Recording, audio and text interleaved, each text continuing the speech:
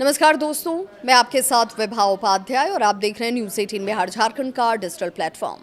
नेपाल इस समय गंभीर सांप्रदायिक तनाव का सामना कर रहा है। सुनसुरी जो ज़िला है उसके एक छोटे से विवाद ने अब बड़े हिंसक रूप को धारण कर लिया है। कई जिलों में कर्फ्यू लगा दिए गए हैं। नेपाल पुलिस, एपीएफ और नेपाली सेना को हाई अलर्ट पर रखा गया है, जबकि सड़क और रेल यातायात इस वक्त प्रभावित नजर आते हैं। आखिर ये हिंसा कैसे शुरू हुई, किन किन इलाकों तक ये फैल चुकी है और नेपाल सरकार पर सवाल क्यों उठ रहे हैं, पूरी रिपोर्ट के जरिए जानकारी हम आपको दें। ये पूरा मामला नेपाल के सुनसरी जिले की देवानगंज गांव पालिका के कप्तानगंज इलाके से शुरू होता है। रिपोर्ट के मुताबिक दो समुदायों के धार्मिक कार्यक्रमों के दौरान विवाद शुरू हुआ।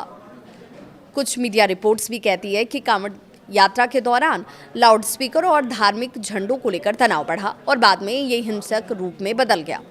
स्थिति बिगड़ने पर पुलिस ने भीड़ को नियंत्रित करने के लिए बल प्रयोग किया और गोलीबारी की घटनाएं भी सामने आई।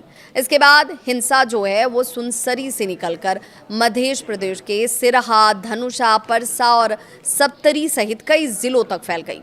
कई स्थानों पर आगजनी होती है, तोड़फोड़ होती है, पथराव और लूटपाट की घटनाओं की भी खबरें सामने आ गई। हालात को देखते हुए नेपाल पुलिस, सशस्त्र पुलिस बल जिसे एपीएफ के नाम से आप जानते हैं, और नेपाली सेना को हाई अलर्ट पर रख दिया गया। संवेदनशील इलाकों में लगातार फ्लैग मार्च और गश्त की जा रही है। अभी ये स्थिति बनी हुई है। सिरहा के गोल बाजार, लहान और सिरहा बाजार के साथ धनुषा के जन कपूरधाम और परसा के वीरगंज और सप्तरी के राज विराज तथा बोदे बरसाइन की बात करें, कई ऐसे इलाके हैं जहां पर इस वक्त कर्फ्यू लागू है। लोगों की आवाजाही पर इस वक्त पाबंदी लगी हुई है और प्रशासन ने नागरिकों से घरों में रहने की अपील की है। इस हिंसा में कई लोगों के घायल होने की भी खबर है। विभिन्न रिपोर्ट्स में ये कहा गया कि मृतकों की संख्या अलग अलग हो सकती है।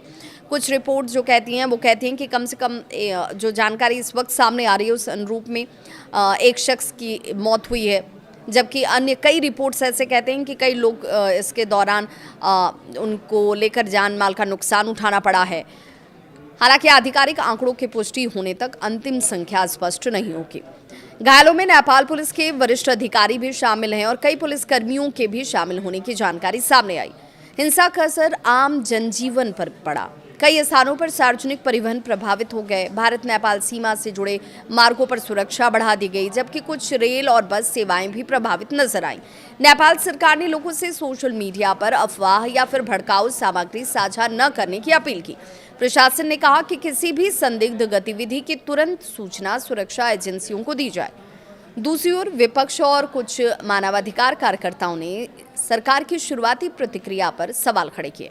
उनका आरोप है कि समय रहते राजनीतिक और प्रशासनिक हस्तक्षेप नहीं होने की वजह से हालात बिगड़े।